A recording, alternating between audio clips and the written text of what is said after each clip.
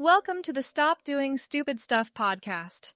In today's episode, our hosts Tim Keefe and Andreas Wieman discuss the importance of employee recognition and gratitude, referencing an article from Vantage Circle. The duo emphasized that authentic, personalized recognition is crucial for driving productivity and engagement. They highlighted the shift from traditional perks like foosball tables to more strategic virtual platforms. Metrics such as productivity, employee sentiment, and engagement were identified as key indicators of successful recognition programs.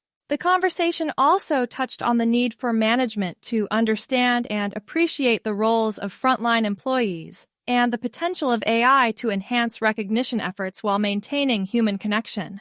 Let's dive in. Hey everybody, welcome to a first edition 2026 Stop Doing Stupid Stuff podcast. We hope you had a great end of year celebration and kicking off 2026 on the right foot and not by doing stupid stuff. So Tim, what's our first stupid stuff podcast of the year about today? Well, I think it's a good one, something you and I talk about all the time, which is recognition or gratitude. And this is it's not a named author, but the article comes from Vantage Circle on their Expert Insights channel. And the title is The Two Times Difference: Why Some Recognition Programs Drive Results and Others Don't. And again, one of the things I think, well, let me kick it back to you before I go off on a rant. I mean, if you want to go off on a rant, you can. It's a great way to, not turn over a new leaf for the new year. I'm trying to be better. I'm trying to be better. I know, I'm kidding. But no, I think you're right. It's a pretty good article. And look, Vantage Circle is a global employee recognition wellness platform, and there's a lot more coming out as more people start to see, oh, we got to do something with employee experience, and it's not just foosball table and pizza parties anymore, even though that's still around. I think some of these newer organizations, this is going to be more of the way forward: virtual, electronic, further reach, and how do you get the adoption, and how do you get the desired behavior out of the people on the platform, the employees on the platform. And I think that's kind of the key. And they bring up some really good points in this one around why you want to do recognition with employees. We've talked all 2025, I don't know how many podcasts we've had about employee experience and how do you have that motivational recognition that then translates, is the important piece, right? Translates into productivity, translates into agile thinking and creative thinking and collaboration and camaraderie. And how do you measure it objectively?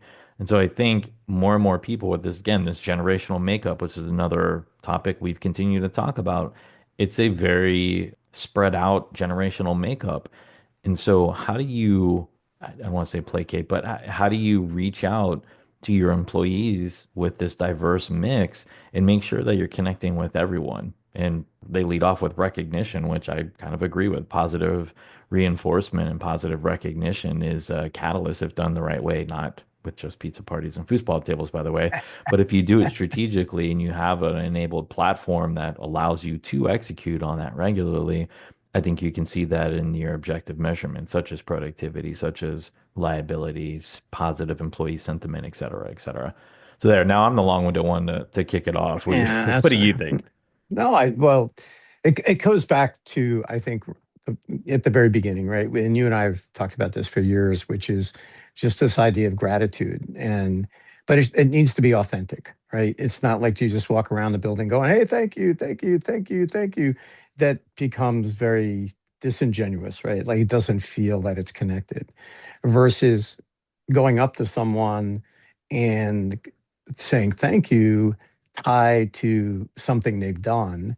And I think that again goes back to what's the behavior you're trying to reinforce for, hey, if people do something good, you should tell them they did something good, because then what happens, right? Not only does that drive a little bit of endorphins and, hey, I feel accepted, or even maybe more importantly, I feel appreciated, but also I'm tying that reaction back to the positive outcome that I'm trying to drive from my business.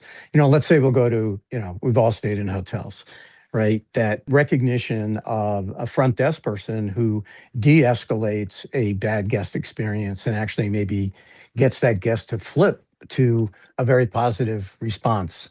But the other piece of it also is, it's got to be authentic. It's got to feel real. And I've used this example before, but I still think it's really powerful.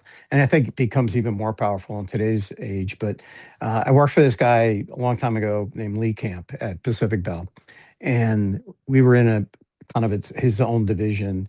And one of the things Lee did every month was, and I don't even think like he had a checklist, a minimum number that he had to do, but every month he would do personalized notes to people, and just and not like a big deal, but they would show up on people's desks, a handwritten note from the CEO basically saying thank you and why, right? Like what was it that you did that we really appreciated. And these things were gold, were treated as very significant awards by people because it was personal. It felt very special. It wasn't, hey, here's 1,000 thank you cards that all say the same thing, but it was that idea that it was personalized, it was proactive, type of thing. And the power of that, I don't think can be belittled. And I think even more so nowadays, when the idea that people handwrite so little, that they would take the time to write a few lines just to say, I really appreciate what you did, and this is why. And the impact of that, we talk a lot about things like gamification and how to get people excited about doing this stuff. I think it just gets to it, right? It gets those endorphins. It gets to our response of, wow, most of us like positive reinforcement. Now, there are a few that work better with the negative reinforcement, but on the positive side, it generally, this is the way to go. Well, the problem is most people, most organizations default to I pay you and you have a job. I'm assuming everything is getting done because that's what I pay you to do, which Well, is the most unhuman thing right. possible, right? Well, Which and we've just had doesn't happen. Well, and we've heard people say, well, why did you say thank you? And because they're just doing their job. I mean, we've heard this a million times. And you go, Yeah. yeah, in my mind, but they don't have to do their job, right? Or they could do their job half-assed. And the little things that make a difference between half-assed and doing it well are dramatic. A smile, a little bit of small talk, uh, to take a situation that could be very mechanical to make it personal. And More when human, well, more humanized. And we're talking human, about when I say this, I'm using the example to make sure we're on the same page here. I'm talking about management to frontline employees.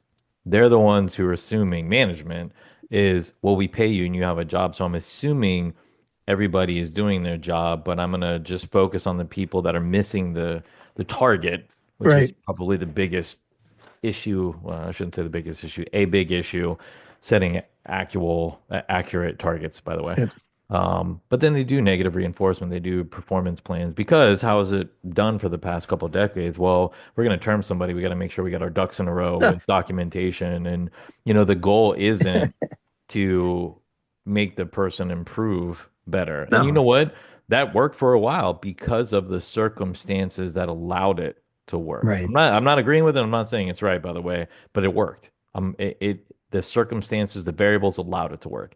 That doesn't work today. That's why you're seeing the productivity drop-offs that you are and the focus drop-offs that you are from employees because they're not used to. And even if someone came up and give them a handwritten note, which also I'm a big fan of, by the way, I'll come back to this. But if they give them a handwritten note, it's probably going to be, hey, thanks for doing a great job. And that isn't, to your point, it can't just be one of those characteristics. It's got to be all of them. It's got to be authentic. And if a CEO gives me a handwritten thank you, I'm gonna say, you know what, this guy probably doesn't even know what I do, but he thinks if he gives me a thank you card that I'm gonna be all right. And I'm talking about you, by the way, in the CEO scenario here. Um, but Ah, seriously, in these large organizations, they don't. These matrices organizations don't know what these people do. And so that's how it doesn't yeah, feel authentic because they don't know what these people are actually doing. And if you look at the job descriptions and even you ask, I'm sure Vantage Circle probably has the research too, through their ENPS platform. So we have it through BalanceWise RQ, our ENPS platform, that says, hey, does this do what you're doing right now, does that really align to what your job description was? There's usually a not a great correlation there. And like, look, that's just an area of opportunity to improve communication. But again, that's why bringing this all the way back, it's so important to have help, having a platform to connect to your employees and listen to your employees better and solve those problems together. And if you're a senior executive, figure out what those people actually do. Don't just sit in meetings, day on end. Look at what they do. Do shadowing, uh, do on the job shadowing with them. You know how much that they'll appreciate that if you spend uh, even in 2 hours shadowing with them. Go back and look at what is their attendance after that. What is their, if you measure their yeah, quality of yeah. output, go look at all of those things. Well, it's it's so often in fact, I was just having a conversation with a mutual friend of ours, and he was talking about a new executive for a telecommunications company in Latin America. And the guy recently appointed, it's a political appointing job. He, during the first week he was there, every day he would go to a different floor of the building just to walk around and say hi. And what do you do? And they were blown away because in the last 20 years, And it no never one had happened. s- no one had seen the CEO, let alone had him walk around the building and ask what you do. Um, but I bet, I'll guarantee you that the people in that building, especially the ones that he took the time to spend 5, 10, 15 minutes with, are going to remember that for a long time. And again, to your point, recognition, it's got to be authentic. It's got to be personal. In my mind, it's no different than when we talk about a guest experience at a hotel or at a restaurant or at a theme park or whatever. In that, how do you make that person feel special? How do you press the button that we all have that makes us feel special? And when we're able to do that and it feels genuine, people will people will line up to get behind you Yeah. because they feel it, and they don't feel it in a lot of other areas. And by the way, that's why we see so much of this stuff, because 30 years ago there was no social media to get this recognition from. If I didn't get it from work, now if I don't get it from work, I'm going to get it from my social media environment, blah blah blah. That's why people do side hustles, because that's where they get the energy, that's where they get the feedback from. And then when companies say, well, if you're doing a side hustle, you're stealing money from me. Ah, God, I mean, uh, it's just fascinating to watch, right? And as we go Well, back over and over again, what's the efficiency of the average workforce globally? The engagement level, less than 30%. Holy shit, what an upside opportunity. And you and I have talked about this a lot. Groups that are operating at 60, 70, 80% engagement, and like our friends at Johns Hopkins that we talk about a lot. Wow. And what is the difference in outcomes right. as a result of that individual employee engagement? No, That's the, agreed. that's what's got to be important. And I think these recognition programs are fine, but I think they run the risk of just becoming one more automated, gamification thing. Congratulations, you got 5 more gratitude points. What does that mean? Well, and that's why it's important for the humans to be involved, right? The management to be involved, administration to be involved, and to know what's going on. What is the mechanism for being able to do the positive reinforcement? Introducing, this is where we say hi to AI, right? Our tagline for Balance Wise IQ. It's saying hi, human intelligence to artificial intelligence. That's where you partner and you don't rely on AI. AI is not replacing you. This is where humans can leverage AI as a flywheel and be able to go out and say, hey, you know what? Instead of my 5,000 people company, I'm going to do one big bonus for the top 5 people. No, here's what I'm going to do to be able to do recognition in mass with everyone. And now I'm one person. Can I do that for everybody? No, that's not feasible, right? But how can I introduce a mechanism that also allows us to have good, viable outcomes from an organizational standpoint that aligns with the positive recognition and being able to reach more people and finding ways to recognizing them and tying the recognition back to productivity, back to outcomes, right? Don't just walk in and say, "Hey, Tim, you get the award for, you got a red tie on today, and no one else does. Congratulations." No, it's got to be genuine and it's got to tie back to a mission. But this is why I think companies struggle because everything is moving so fast and there's so many variables in place right now that continue to change and the weightings of importance of the variables change.